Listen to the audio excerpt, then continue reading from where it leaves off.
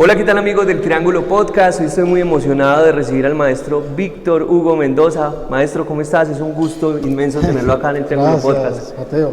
¿Cómo vas? El gusto es mío y usted sabe que estuvo demoradito, Pero se dio. se dio. Queríamos que se diera porque bueno. Realmente hay mucha admiración de parte mía a su trabajo. Muchas gracias. Y ahorita enfrentados a esto, al blanco. Hágale. ¿Qué pasa cuando pasa por su mente el blanco? Cuando se atraviesa ese lienzo en blanco, para los compositores la hoja en blanco, ese blanco que siempre a los artistas nos reta. Eso es una seducción. Eso es como algo que le gusta a uno nuevo y ahí se va a emprender a descargar unas energías y uno va con el lenguaje que traen los colores, las herramientas y lo que uno va aprendiendo a medida que trabaja. Entonces el blanco de principio es eso. No es un desafío, no es una cosa. No es un reto para usted. No, porque lo que yo siento como artista es que debo descargar una energía que es una necesidad natural. Entonces no lo veo como que tengo que tener la escuela, los artistas, los maestros o el conocimiento. No, eso ya está interno. Entonces asimismo es esa necesidad que hay que explotar o hacerla fluir al lienzo. Pero esa idea siempre está preconcebida o en el momento en el que usted ya saca los colores y se enfrenta a ese blanco que lo tenemos acá atrás, sí, y que vamos a ir viendo la evolución, el crecimiento, porque pues este podcast va a ser especial porque precisamente vamos a hacer una obra. Entonces digo, ¿tienes ya una idea hablando de este blanco en general o va surgiendo? Pues vea, yo casi siempre empiezo con descargar esa necesidad. Esa necesidad, yo a veces estoy en el lienzo y sí, tengo un compromiso de un encargo o algo que quiero hacer para poder hacer la economía. ¿Qué pasa? Que cuando uno está preparando las brochas, si en ese momento hay un gusto musical y se conecta con uno aprovecha esas vibraciones. Entonces uno va trabajando en el lienzo y va descarga las brochas y va armando una base para seguir el proceso al que va a llegar. En este momento hay una idea, algo que al fin vamos a hacer, pero antes de empezar no voy a empezar con los cánones o lo que rigen las academias, que hacer el boceto cuadriculado, que medir, que hacer ambientar la situación para poder trabajar sobre esas reglas. Yo prescindo de eso, yo no lo ocupo esa situación porque desde ahí empieza uno a bloquearse y a cerrar espacios, pero lo que más me emociona a mí es hacer lo que le comento, descargar esa energía en una forma, no es complicado, pero sí hay una satisfacción para empezar, un buen comienzo. Y a mí ese concepto de energía me gusta mucho y también el concepto que hablábamos pues antes de iniciar el podcast, ese concepto de libertad, porque usted me decía pues en la conversación que tuvimos la vez pasada, que ese tema de la libertad a veces se ve muy amarrado también por el tema de la academia, de otras situaciones, y me gusta hablar del concepto de la libertad en el arte, pues es un concepto que teníamos como en la infancia, porque siendo niños a veces somos muy libres, aunque usted también lo decía, que muchas veces nos van cerrando esa libertad, claro. Pero creo que eso es muy importante en el arte. No, pues es que esa vez hablábamos de esa situación que es tan natural. Una necesidad la tiene el cuerpo, otra la necesidad la tiene el alma. Y entonces yo, como me crié con mucha libertad, mis padres no estuvieron pendientes de que no me fuera a salir de la línea en muchas cosas, sino que a mí me emocionaba. Yo cuando empecé hace, creo que 50 años, a rayar un cuaderno, yo rayaba simplemente y sentía que ya llegó un punto donde ya descargué. Cuando yo empecé a hacer un dibujo, que recuerdo muy patentico, no se le olvida a uno, era de una familia Londoño Pizarro, una de ellas se llama Sonia, y me pasaba un cuadernito en una mesa y yo me ponía a dibujar un gatico, unas lineecitas de un gato. Es lo primero que recuerdo que hice físicamente, que sea una forma basado en dibujo. De resto, cuando me iba a jugar con mis amigos, a jugar fútbol o algo así, yo me fijaba en el barranco de la cancha, terminaba de jugar y me ponía a hacer barranquismo, hacía rostros y me gustaba tallar la pared, y era descargar esa situación. Entonces eso me parece que uno, con los niños pasa eso, que ellos tienen esa necesidad de rayar hasta las paredes, que no está bien, bueno, sí, no está bien, pero lo que me comentó usted ahora, que yo lo dije, cuando entran a estudiar en una escuela, les ponen la limitante que no salgan de acá, que usen esto, que usen esto. Entonces desde ahí hay un bloqueo, me parece a mí que Claro. es un bloqueo porque yo lo sentí. Yo soy muy libre de trabajar lo que hago, aunque eso no se llama trabajo, se llama crear. Y cuando me enfrento a un lienzo no me da miedo. Inclusive una frase que me dijo el maestro Henry Villada, me dijo, él es el pintor que no le da miedo.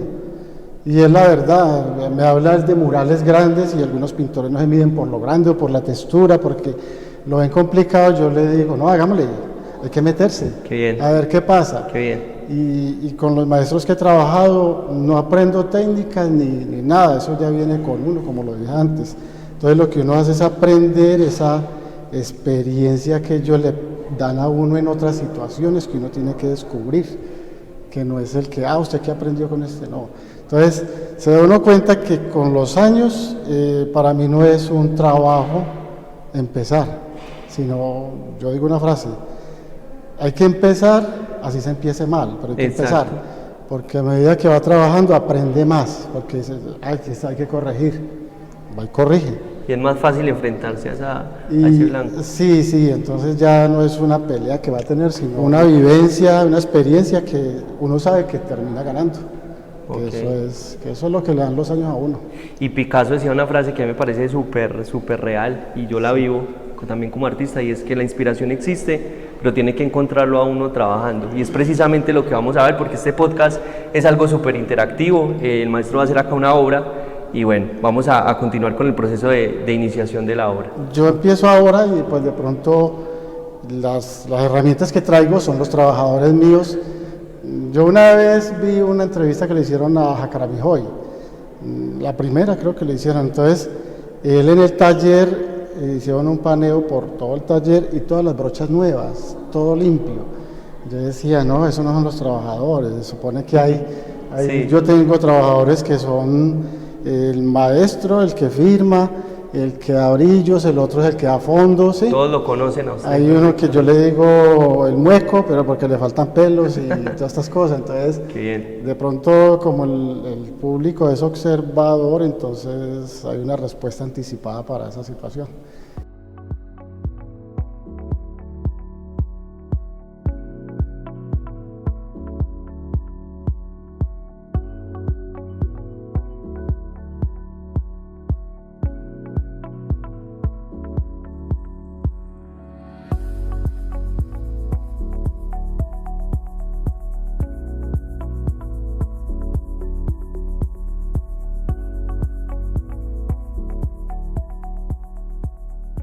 Bueno, y continuamos acá con este trabajo del maestro Máster.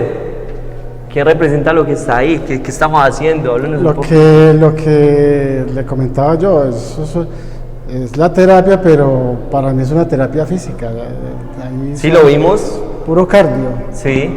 Y suda, es muy rico. ¿Y ahí simplemente están haciendo una idea? No, como acomodando la situación para montar un personaje. Entonces, yo pues siempre hago eso y por eso le digo, no me someto a líneas definidas, porque es como le digo, le dan a uno líneas y de ahí no puede pasar, son fronteras. Pero si es de cierta manera una forma, porque encontré una similitud con mi manera de hacer canción. Por ejemplo, usted hace este fondo, por decirlo así, y en las canciones es tener la base de los acordes y empezar luego a meter la letra, llegar al coro, y es similar acá.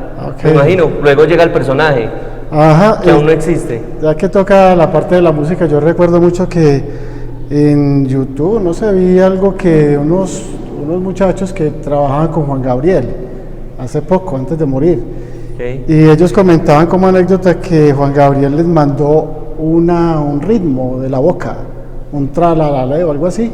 Sí. Y les dijo, ahí les mando para que compongan algo sobre eso. Entonces eso no es que, como dicen en la costa, lo dejó la novia y le sacaron plata haciendo un disco, no. Hay compositores, hay artistas de la música que primero crean un ritmo, Sí. y crean Una un base. ambiente y ahí le meten la Y de ahí letra. empiezan a hacer. Pues no sé, creo entender que es así. Usted sabe Claro, más que acá encuentro, por eso dice la similitud, porque encuentro totalmente la similitud. Digamos que este es el ritmo, esta es la base, y ahí ya van haciendo luego ahí ya la van. otra parte de la canción, que en Ajá. este caso es una obra de arte. Eso. Máster, familia de artistas. Son 3 hermanos y pues no sé cuántos hermanos son, pero son 3 artistas. Sí, claro. plásticos. Empezando hasta donde yo conozco a mi abuelo, que pues él murió hace ya 35 años, creo. Y él trabajaba con Roberto Henao. Uno de los grandes escultores de Colombia. Sí, y él me lo comentó mi papá. Era la mano derecha en el sentido de modelar las cosas, de hacer unos contratos que tenía, que de Mendoza tengo un trabajo en una finca, pues que me recuerdo. Entonces modelaban algunas piezas para allá. Ok. La historia del tronco y el hacha, ese tronco estaba en el cementerio, trasladaron ese tronco que era de madera de verdad de un árbol Ok. y lo colocaron allá en el Parque de los Fundadores. Ellos intervinieron con concreto las figuras y los detalles.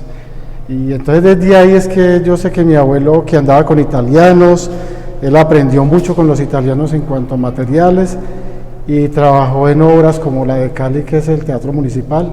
Eso tiene cantidad de detalles y que yo sepa, que me contó mi papá, el Cristo Rey de Belalcázar lo trabajaron ellos también. Uy, qué bien. En su forma, no como el de Brasil, pero sí es algo muy criollo, ¿no? Un tío, el hermano de él, que se radicó en Venezuela desde niño, era caricaturista.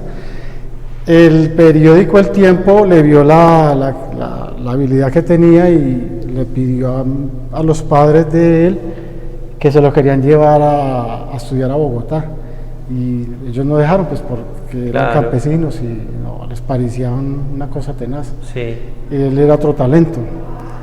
Mi hermano Antonio, pues sí, desde la universidad comenzó a hacer trabajos y es una persona que tiene mucha ventaja en la técnica del óleo. Como trabaja el óleo, Antonio, es complicadísimo y él es un maestro en esa técnica y lo que trabaja obras, pues que yo no me meto en ese campo porque se supone que tengo el apellido o la sangre, pero cada quien tiene su forma de trabajar. Raúl es otra persona que hace lo mismo, maneja muy bien el paisaje y los costumbristas de esta región, y él por el lado de la aritmética quimbaya y hace investigaciones Muchas precolombinas. investigaciones también. Nosotros 3 como hombres tenemos una firma que la compartimos, pero tenemos distinta expresión a la hora de trabajar. Sí, claro, Varias cada uno propuestas. tiene un lenguaje diferente. Y hay un primo y un sobrino que van por el camino de la pintura y O sea, usted dice que ese tema genético, eso es, o uno va formándose también. Yo siempre he tenido como esa, y muchas veces en las entrevistas hago esa pregunta porque esta genialidad o el arte o nace o se va haciendo, se va construyendo. pues también. hay una entrevista que le hizo Sabludowski a Dalí, a Salvador Dalí, como en el 50 o el 56, algo así. Y es interesante para mí porque por el hecho de venir con la cosanguíneo, con la misma geno, como se llame, también tiene que tener la persona una cosmogonía, eso sí es independiente. La cosmogonía es el mundo que tiene uno adentro, Sí, ¿sí? El cosmos, que Sí. se habla que ese universo es más grande que en el que estamos. el porque- universo propio. Sí, entonces esa cosmogonía la dice a Sabludowski. De ahí viene la genialidad, ¿sí? Ahí es donde nace. Y esa es la base de que, pasando a otro plano, hablar de artista, cuando yo estuve en Venezuela trabajé con un arquitecto, Pepe Blanco, como decir Salmón acá, un tipo muy Ajá. interesante. Súper. Estudiado en España y todo, y en las universidades. Entonces él me explicó un poco de que el artista no es porque tenga su cosmos y lo plasme, es que la palabra artista lo definían en una forma, como el autista, se saca esa parte, es un mundo que está adentro. Sí, Y cuando sale ese arte, ese movimiento, ese ismo, entonces ahí es donde lo valoran o lo cuestionan o lo ponen en el nivel que haga eco lo que hace. Es decir, lo de Picasso lleva 150 de años y desde que él cambió la filosofía de ver las cosas y del arte Sí. renacentista y todas estas cosas. Entonces viene Eso con una fue lo que le abrió la universalidad. Sí, Para muchos es muy difícil de comprender, incluso pues para mí, que de pronto trabajo un poquito el arte, pero digo, o sea, el man hacía un realismo y un tema muy chévere, y luego pasó a otro tema que cambió toda la visión del arte también, y yo creo que ahí también está el tema de encontrarse uno mismo en el arte, que es difícil, ¿no? bueno, sí, es cuando uno madura y ya hace una propuesta. Pero mire lo que le decía yo al principio, uno tiene algo adentro para explotar y sacar. Entonces él era muy buen pintor.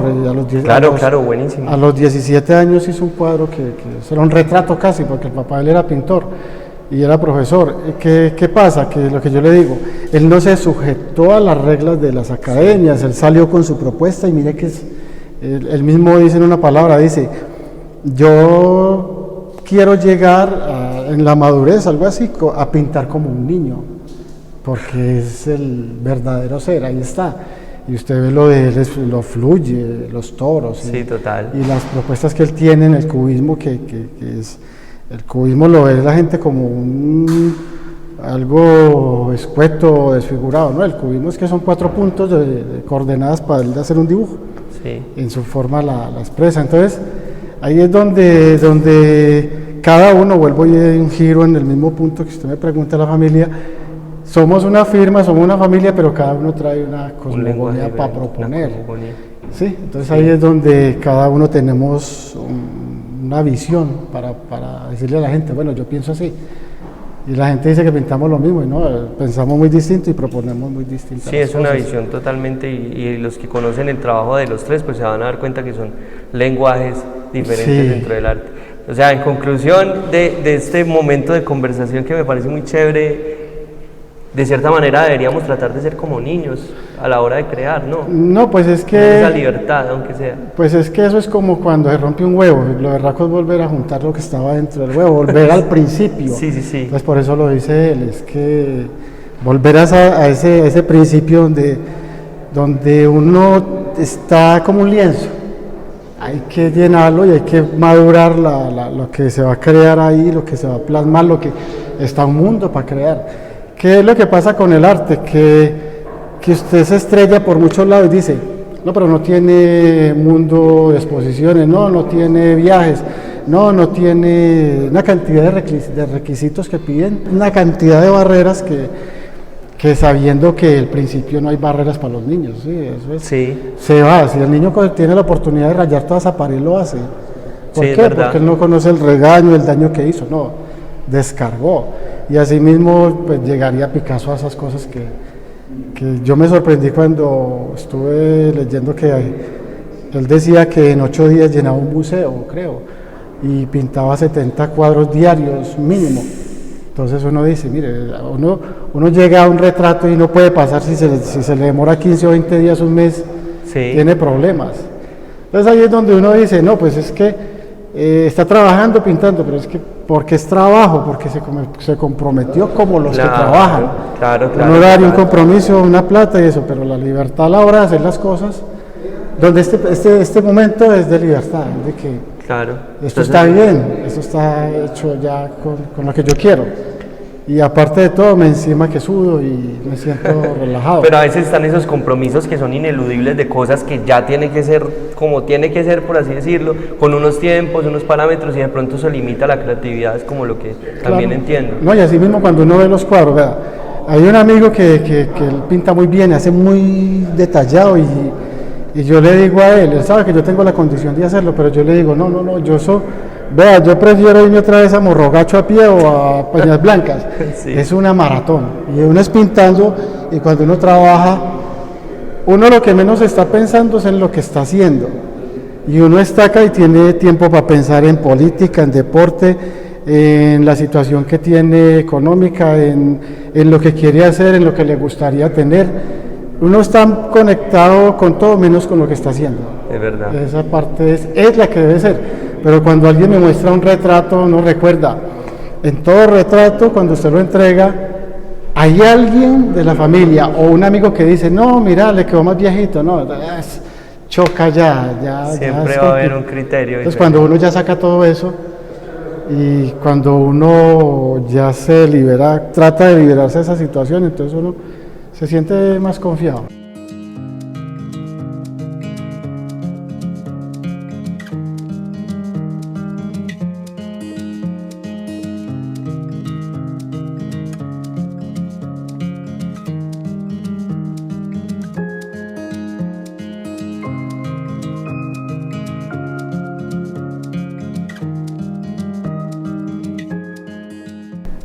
Bueno, Master, y acaba de nacer ya el personaje, estamos acá viendo, pues usted está con todo el proceso y gracias por darnos la oportunidad de acá desde el Triángulo del Café poder plasmar este proceso, porque es un proceso muy bello. Yo creo que es primera vez que se hace en el Quindío algo como lo que estamos haciendo, que es un performance en vivo de poner la obra. La gente cuando venga a visitar la galería va a poder por medio de un QR ver el proceso y eso es algo precioso. Entonces, pues hablemos un poquito de este personaje. ¿Está en la casa suya o simplemente se te nació la idea? No, pues es que a mí me gustan los temas que tienen historia. ¿Usted recuerda la película Ratatouille? Ah, Ratatouille. Entonces cuando Ego, el crítico de la comida, entra y prueba Ratatouille, regresa al pasado en esa forma. Sí. Entonces eso me acuerda mucho que cuando se pintan cocinas típicas, uno pinta una época. Que la gente cuando ve el cuadro dice, ah, yo me acuerdo que las ollas tiznadas, que el chorizo secándose, que las arepas calentando ahí con el chocolate. Entonces el perro es un personaje que, como dice Alberto Cortés en el disco, es amigo de todos, del vecindario. Y es de todos y no es de nadie, no es muchas de nadie, veces es cuando de es él. el perro callejero. Sí, perro callejero. Entonces, cuando se hace, como yo también hago ese tema de pelea de gallos, pero no lo hago porque me gustan las peleas de gallos, es que en ese tema de las peleas está la libertad de trazo. Claro. Y aparte de todo, eso tiene una cultura muy profunda, que pues no es buena, ¿no? Como las corridas de toro, pero se prestan para esa energía en el trazo, en el color. De la libertad. Sí, entonces hacer guitarras, como usted sabe, tiene historia. Claro. Si usted habla del tema de una guitarra, voy a hablar de Paco de Lucía, como el americano. Jimi Hendrix. Eso, hay una cantidad. Sí. Entonces, vuelvo al punto, el perro es algo que está en las misas, está en los matrimonios, en los entierros, En todo lado está en todo lado. Y en este momento hay un movimiento mundial de los peluditos, entonces no cae mal hacer reconocimiento y homenaje al perro de la calle. Una de las cosas que me gusta de esta obra es como ver con esas pinceladas tan gruesas que usted maneja, porque usted maneja de una manera diferente la pincelada, la profundidad que está logrando también en la obra. Sí, hay un orden que en la fotografía y en el cine se maneja, que es una luz, luego la sombra, y para sacar en primer plano se maneja más sombras acá, la luz al fondo, entonces Sí, claro. a veces hay una tridimensión y eso enriquece el trabajo. Entonces uno trata de hacer el fondo difuso para darle prioridad al personaje, con esos trazos fuertes, con ese tema que a mí me encanta de Obregón, el trazo fuerte, Sí. el cortar colores, no maneja líneas en esas cosas.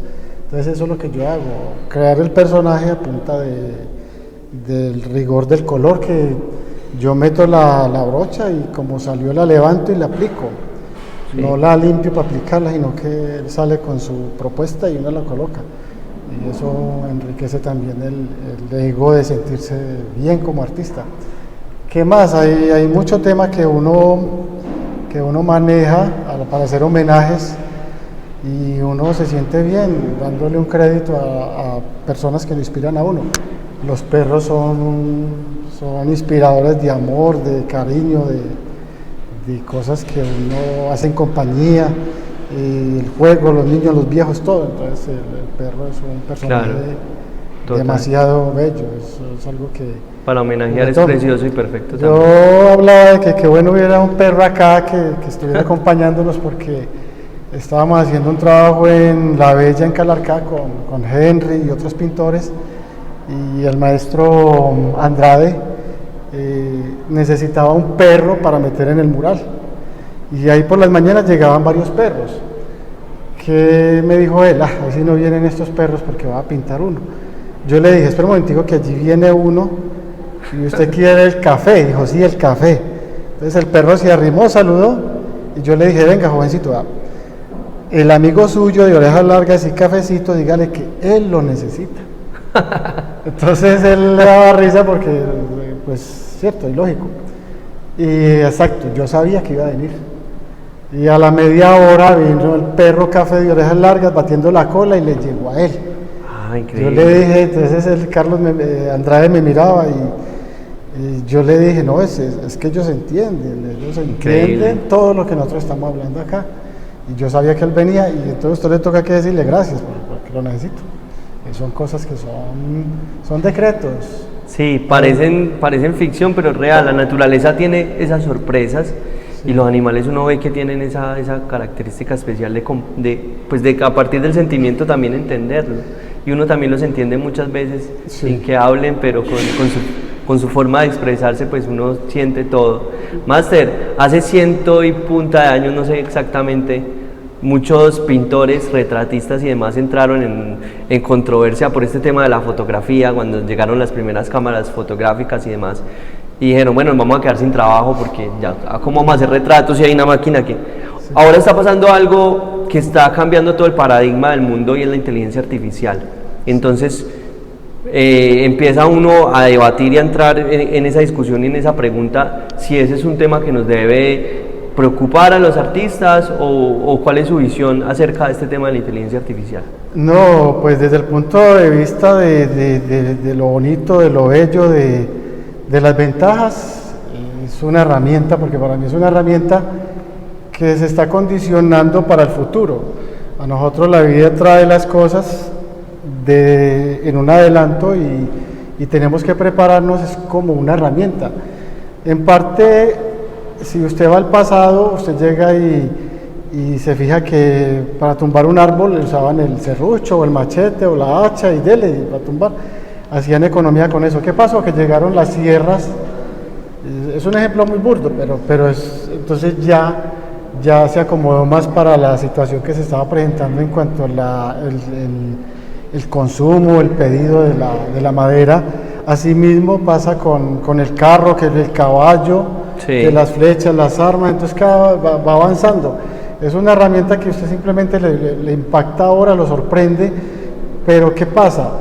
Como ahorita, hace 25 años que salió lo del celular más o menos, no estaba YouTube, no estaba nada de eso, pero sí nos sorprendía de que nos hiciera una llamada desde el centro y estar en Estados Unidos y que, pues, mire, ya no hay que ir a Telecom. Entonces eso es lo que pasa ahora, es una herramienta que es maravilloso, se ve muy bueno, pero lo que viene más adelante debe ser mejor. Yo creo que Dios mediante, dentro de 20 años van a haber cosas más, que esto va a quedar obsoleto, lo que nos estamos viendo ahora. Es muy bueno, pero yo pienso que el ser humano cuando es creativo sigue innovando y eso va a hacer que evolucione junto con esa herramienta y ya después no nos sorprende. Eso puede hacer crecer muchísimo más la creatividad. No, claro, es que si comparamos las eras, entonces vemos que somos evolutivos en acomodarnos y vivir más cómodo, más bonito, todo más a nuestro gusto. Y la IA es una herramienta, todavía no sabemos manejarla ni aprovecharla, pero se van a venir ya gentes y escuelas y el consumo de lo que eso nos va a dar, para mí, comodidades. Máster, yo sé que usted casi no concede entrevistas y antes para nosotros es un gusto que nos deje pues mostrar este proceso tan hermoso. Me gustaría que la gente que nos está viendo pues sepa dónde encontrar a Víctor Mendoza, que sepa dónde encontrar ese trabajo, porque usted tiene además un trabajo muy amplio que pasa por la gama también de la escultura, las diferentes formas de expresión que tienes que ya son muy conocidas en Colombia, como los Quijotes y las aborígenes que haces también. Sí. Entonces, ¿cómo podemos conseguir a Víctor? Hablar un poquito de ese No, yo ahora último es donde pues me interesé mucho en esta entrevista porque quiero hacer desde ahora un proyecto de trabajar con las redes y yo recibo consejos y los guardo Entonces trabajo con esos consejos porque son gente que ya están bien en esa situación. Entonces me decía un muchacho que es muy conocido en las redes de acá de Armenia, que se llama, él lo conoce como el Ciervo. Él trabaja un pastel y va por el mundo, hace una torta y la decora y entonces él me dijo, si va a hacer algo, hágalo bien, hágalo con los mejores materiales, herramientas, lo que tenga, porque cuando la gente abre una página, quiere ver. solo así, y cuando ve algo bonito y para. Sí, es verdad. Entonces, si usted lo que va a hacer, hágalo bien, hágalo bien. Y este es un principio perfecto. Qué bueno, más. Entonces, por ahora no, pues en Facebook aparezco con el nombre, hay 3 o 4 fotos y no seguí en ese tema de mandar fotos porque yo sé que no va a pasar nada. Ahora en un ejercicio que empezamos ahora, le digo ejercicio porque pues hasta sudo. Claro. Pero me conecto con una persona como usted que está bien en este trabajo y que yo creo que es un camino para seguir y ir al ritmo de ustedes, aprendiendo también cómo es el escenario y la forma de todo lo que implica este trabajo. Y yo creo que es más adelantico donde yo ya empiezo a hacer redes sociales y a mostrar propuestas sobre la escultura, que es una cosa fascinante. Si la pintura me fascina y me deleito, la escultura todavía le gusta, me enamora más. Yo empecé antes con la escultura que con la pintura. Y es una terapia más poderosa porque es física y se palpa y se hierve en el cuerpo y es más satisfactoria para mí. Y ahora estoy preparado, me siento muy maduro para enfrentar una exposición que agradezco que Viarco es un trabajo muy sudado lo que ustedes han hecho y hasta dónde están llegando, entonces uno tiene que montarse a esa velocidad para llegar a ese punto. Entonces esos consejos como los consejos de Obregón que habla de que absorbe imágenes, míralas y regurgítalas sobre el lienzo, evitando el trazo y las propuestas, es personal. Entonces todas esas cosas yo las tengo muy presentes. Dentro de eso no es incurrir en un error de tener una página llena de fotos. Sí. Y no mostrar algo que sea atractivo como esto me parece excelente. Sino la profundidad de las cosas. Me gustaría pues cerrar dándole un mensaje a esas personas que sueñan con un día hacer un trabajo como lo que usted hace con su trabajo pictórico. Pues, ¿qué consejo les daría? Los consejos que puedo dar es lo que yo viví, lo que estoy viviendo, es uno tener no afán, eso se ve en todo lado, está manejando moto, carro, la gente tiene afán. Sí. Digo yo, el afán para llegar a acostarse o a pegarse el celular y ver unas cosas, pero hay un proyecto de vida donde usted debe entender que, como dicen los paisas, en el camino se amarran las cargas y se acomodan. En esto de la pintura no es decir, yo voy a ser artista como lo trabaja Rodin, como lo trabaja Botero, como lo trabaja Moore.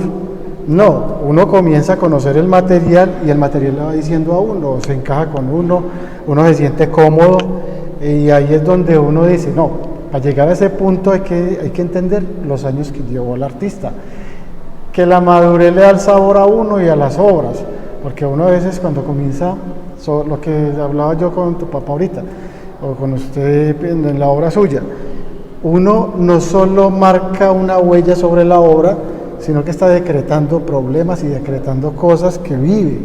Uno está trabajando en un lienzo y a la vez está pensando en una situación que tiene. Claro. ¿Qué pasa en ese recorrido? Va creando una historia, pero ¿qué es? Los extremos son los que hacen daño.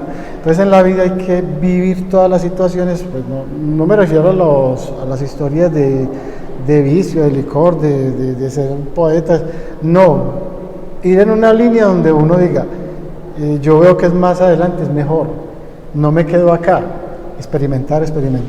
Sí. Y cuando uno ya tiene una edad, como la tengo yo, que pues estoy en 57 años, ya he vivido situaciones y he experimentado no solo pintar, sino lo que sucede en medio de esos compromisos. Entonces uno dice, yo quisiera hacer un mural grande, de tal altura, o una escultura, pero la situación del país o la economía que uno tiene no le permite. Pero uno tiene que buscar satisfacer esas necesidades, complacerse a uno mismo. ¿Qué espero yo? Ya después de que, digamos, el otro año, Dios permita, voy a España, hay un camino abierto con ustedes, con Biarco. Entonces aprovechar eso y pisar firme, porque es que ahí es donde llegan y los artistas vienen y dicen, no, por allá no se puede, porque hay muchas limitantes. Otra es la experiencia que trae amigos como el maestro Piquica, que trae experiencias y las comparte y uno las ve en la obra. Gente muy madura, que es la que uno escucha. Al principio es una carrera de motos o una carrera de gente, sale todo el mundo parejo y todo el mundo quiere llegar adelante, pero con el tiempo y la experiencia es donde va viendo la ubicación que uno tiene y la energía que reserva o la gastó. Así mismo es la vida en la pintura. ¿Qué es lo bueno de la pintura? Cuando uno no lo vuelve un compromiso económico para sostener y sigue como hobby, y sigue con amor a la pintura, puede llegar hasta el último momento como lo hizo Picasso y casi muere haciendo arte, sí. Como en la música le sucedió a Daniel Santos, casi en el escenario. Son gente que llegan hasta el tope, como hay otros que dicen, no, esto no da para lo que yo quiero. No, entonces no es lo suyo. Es verdad. Pero ya como lo hace uno es, algún día no quiere, pero si usted sigue a la velocidad que lleva, no va a parar. Va y sigue y retoma y toma un aire y cuando vuelve ya empieza como algo nuevo, como cuando uno renueva todo y en la casa voy a seguir o cambió de trabajo, descansó. Es una cosa no se puede decir un consejo exacto, pero es vivencia. Maestro, muchas gracias, de verdad, por esta conversación, por hacer parte de Biarco. Cuando uno escucha a los curadores allá en Europa hablar del trabajo suyo, del trabajo de Piquica, del trabajo de muchos artistas que hacen parte de esta Bienal, pues a uno le hace muy grato, porque están reconociendo el trabajo de la tierra, que del Quindío, del eje cafetero, que yo creo que se puede igualar a cualquier trabajo del mundo y llevarlo a cualquier espacio del mundo, que ahorita tenemos las puertas abiertas pues en estos países, en España con Laura León, en Italia también, en Dubái con Mariana Turcio, que es una de nuestras curadoras. Y nosotros lo que queremos es precisamente eso, visibilizar a los artistas y que ustedes, que son los que hacen la magia, pues se den a mostrar su trabajo en cualquier lugar del mundo, porque estamos al nivel de todos los artistas del mundo también acá. Y por otra parte, pues invitarlos a los que están viendo esta entrevista a que terminen de ver esta obra, que ya en un momento vamos a mostrar cómo es el proceso terminado de la obra. Ustedes van a ver acá todo el proceso, a seguirnos en las redes sociales y a estar pendiente de todo lo que viene con el maestro Víctor Mendoza y con la Bienal Internacional de Arte de Armenia. Maestro Víctor, muchas gracias por esta entrevista, ha sido un placer, he aprendido muchísimo. Muy contento y me siento muy bien, y eso es lo importante, que usted sabe, pudiera seguir, pero pues el tiempo... Así es, pero ha sido un gusto inmenso conversar con usted. No, gracias a usted y a Carlos, los aprecio mucho, muchas gracias. Muchas gracias.